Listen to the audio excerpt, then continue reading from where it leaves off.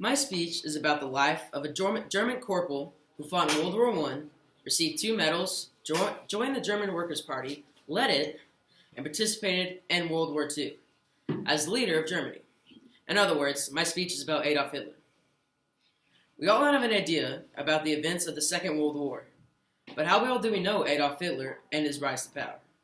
I've always been interested in World War II, in general, specifically events of Hitler's life.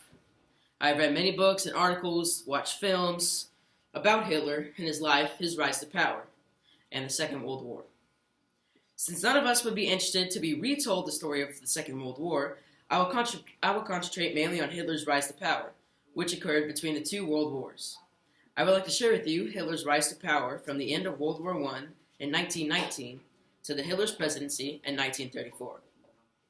Even though World War I ended badly for Germany, which sustained severe economic, military, and human losses, Hitler remained in the German army and served as a police spy whose mission was to infiltrate a small party called the German Workers' Party. According to Richard Wissel, in his book Nazism is War, it was when Hitler interested and fascinated in the anti-Semitic, anti-Marxist, and anti-capitalist ideas that his party endorsed. As Hitler's speeches grew more and more popular in party gatherings, a founding member called Dietrich Eckart found an interest in Hitler. Hitler mentions him in an autobiography, My Struggle, or Mein Kampf, as his mentor. Eckart helped Hitler dress elegantly, charm people to join the cause, and meet important people in the government. In March of 1920, as Hitler grew more and more popular, he took charge of the party and had it renamed to the National Socialist German Workers' Party, and was subsequently discharged from the military according to the Hitler book. Now that we know that Hitler gained popularity really fast, let's see how he used it to his advantage. So in 1924, Hitler was fed up from the weak German government and attempted a coup in Munich, which he referred to as the Beer Putsch, in the second book titled The Secret Book. His attempt was foiled by the German military, and Hitler was sentenced to 5 years in jail. Ironically, the same man who caused the Jewish genocide got his sentence reduced to 9 months due to good behavior. But Hitler learned his lesson, as his biography on www.jewishvirtuallibrary.org stated. Hitler's incarceration transformed him from an incompetent adventurer into a shrewd political tactician. Later, in 1925, after Hitler also managed to unban his party and regain authority to give public speeches, he successfully brought people to join the Nazi Party. His oratory skills helped him bring left and right-wing movements together, and Hitler was ready to go in the elections. In 1928, Hitler started by having a mere 2% of the votes and 12 seats of Reichstag. Then it shifted his tactics.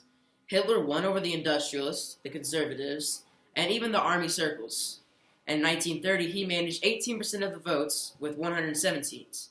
2 years later, Hitler got 37% of the votes with 230 seats. Now that Hitler formed a successful party with over 200 seats in the Reichstag, let us see his ultimate rise to power and path to presidency. According to the Hitler book, the Nazis started gaining key positions in the government, and Hitler was not satisfied. In 1933, President Hindenburg appointed Hitler as chancellor.